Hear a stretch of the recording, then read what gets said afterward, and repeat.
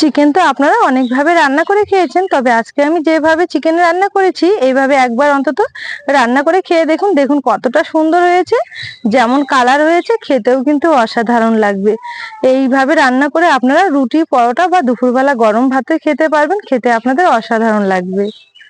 নমস্কার বন্ধুরা, নতুন একটা পর্ব দেখার জন্য আপনাদের সকলকে জানাই অনেক স্বাগত। কাজলি ভিলেজ ফুড রান্নাঘরে প্রতিদিনের মতো আজকে আবারও নতুন একটা রেসিপি নিয়ে চলে এসেছি। আজকে আমি 1 কিলো চিকেন নিয়েছি, আর এই চিকেনটা কিভাবে রান্না করলে সেরা স্বাদ পাওয়া যাবে সেই পদ্ধতিটাই আজকে আপনাদের সঙ্গে শেয়ার করব।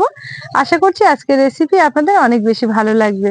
চ্যানেলে নতুন বন্ধু হয়ে থাকলে প্লিজ চ্যানেলটি একবার সাবস্ক্রাইব করে নেবেন, আর প্রতিনিয়ত যে নতুন ভিডিওগুলো পাওয়ার জন্য পাশে থাকা বেল আইকনটি অবশ্যই একবার ক্লিক করবেন।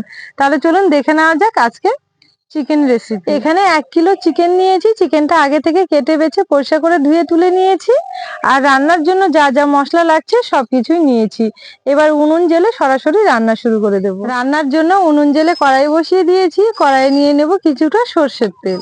রান্নার জন্য একবারে কড়াইয়ে একটু তেল নিয়ে নেব। এবার তেলটা ভালো করে একটু গরম করে নেব। তেল এখানে গরম হয়ে গেছে, এবার দিয়ে দেব কিছুটা গোটা জিরে। এখানে রান্নার জন্য 4টে পেঁয়াজ কুচি করে নিয়েছি, এবার পেঁয়াজ কুচিটা দিয়ে দেব। এবার পেঁয়াজটা তেলের সঙ্গে নেড়ে চেড়ে ভালো করে একটু ব্রাউন কালার করে ভেজে নেব। এখানে তেলের সঙ্গে পেঁয়াজগুলো আমি 3 থেকে 4 মিনিট একটু ভালো করে নেড়ে চেড়ে লাল লাল করে ভেজে নিয়েছি, আর এখন একদম নরমও হয়ে গেছে। ঠিক এই অবস্থায় বাকি মশলাগুলো দিয়ে দেব। এখানে আদা আর রসুন একসঙ্গে বেটে নিয়েছি। এবার আদা রসুন বাটাটা পেঁয়াজের সঙ্গে একটু ভালো করে নেড়ে চেড়ে কষিয়ে নেব। আদা রসুনের যে কাঁচা গন্ধটা রয়েছে সেটা এইভাবে একটু নাড়াচাড়া করে কাটিয়ে নেব। আর নিয়েছি জিরে আর ধনে একসঙ্গে বেটে, এটাও দিয়ে দেব। আর দেব কাঁচা লঙ্কা, শুকনো লঙ্কা বাটা। সম্পূর্ণ মশলাগুলো একটু ভালো করে নেড়েচেড়ে কষিয়ে নেব। এখানে মশলাগুলো দেওয়ার পর ভালো করে একটু নেড়েচেড়ে কষিয়ে নিয়েছি। এই যে দেখুন কত সুন্দর হয়েছে। এই যে দেখুন এখানে মশলাগুলো পেঁয়াজের সঙ্গে নেড়েচেড়ে খুব ভালো করে একটু কষিয়ে নিয়েছি, আর কতটা সুন্দর হয়েছে দেখতে দেখুন। এবার দেব স্বাদ মতো লবণ, আর দেব পরিমাণ মতো হলুদ গুঁড়ো। সুন্দর কালারের জন্য দেব কাশ্মীরি লঙ্কার গুঁড়ো। আবারও ভালো করে একটু নেড়েচেড়ে নেব। এবার দেব একটা টমেটো, ছোট করে একটু কেটে নিয়েছি। টমেটো দেওয়ার পর একটু নেড়েচেড়ে আবারও নরম করে নেব টমেটোটা। এবার আগে থেকে ধুয়ে রাখা চিকেনটা দিয়ে দেব। মশলাটা ভালো করে কষিয়ে নেওয়ার পর এইভাবে চিকেনটা দিতে হবে, তাহলে দেখবেন খেতে অনেক বেশি ভালো লাগবে। এবার মশলার সঙ্গে ভালো করে একটু নেড়েচেড়ে নেব।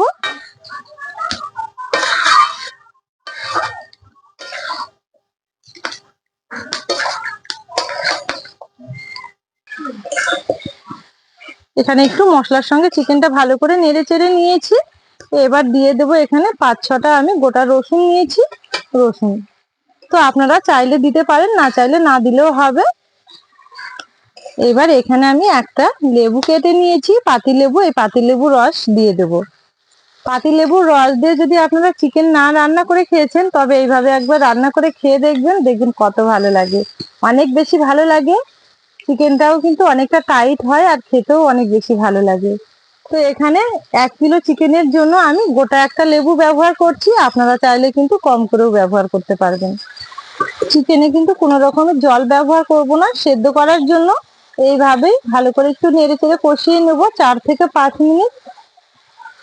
চিকেনটা মশলার সঙ্গে এইভাবে নাড়াচাড়া করতে করতে দেখবেন খুব সুন্দর একটা কালার আসবে। তো এখানে আমি খুব ভালো করে একটু নেড়ে চেড়ে নিয়েছি। এবার একটা থালা দিয়ে ভালো করে ঢেকে দেব।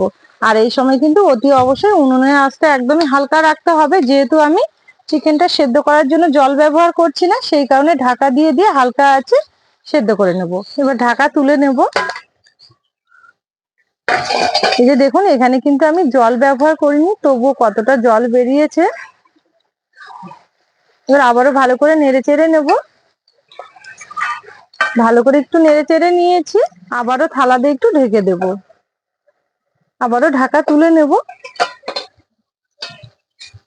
এখানে আমি বেশ কয়েকবার ঢাকা তুলে ঢাকা দিয়ে খুব ভালো করে একটু কষিয়ে নিয়েছি।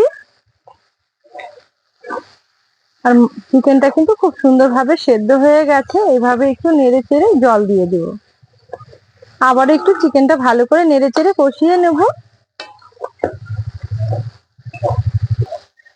এখানে খুব ভালো করে ঢাকা তুলে আবার একটু নেড়ে চেড়ে নিয়েছি।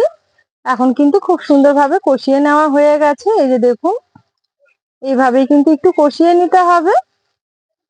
এবার এর মধ্যে জল দিয়ে দেব।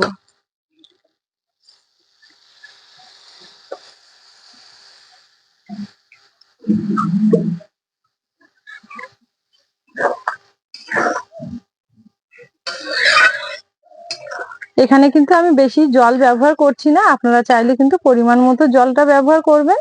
এখানে আমি আমার পরিমাণ মতো ব্যবহার করছি। এবার একটু ভালো করে ফুটিয়ে নেব। এই যে দেখুন, এখানে জলটা দিয়ে খুব সুন্দরভাবে ফুটিয়ে নিয়েছি। রান্না কিন্তু এখন আমার একদম শেষের দিকে, ফাইনালি হয়ে গেছে খুব সুন্দরভাবে।